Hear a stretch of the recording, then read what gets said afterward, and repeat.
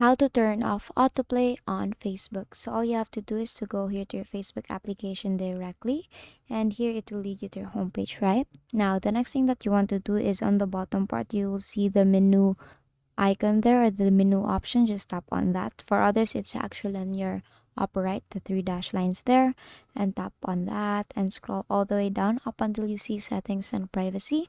Tap on settings and privacy and tap on settings. Now under settings and privacy here, what I want you to do next is to focus on the preferences section there. Tap on media. Now here on media you will see the autoplay section, right? Now as you can see, the autoplay will actually start if there is an autoplay.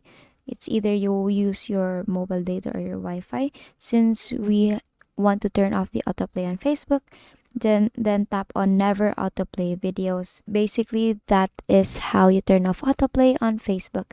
And that is all for today. If this video helped you, please give us some thumbs up and subscribe to our YouTube channel for more tutorials. Thank you for watching.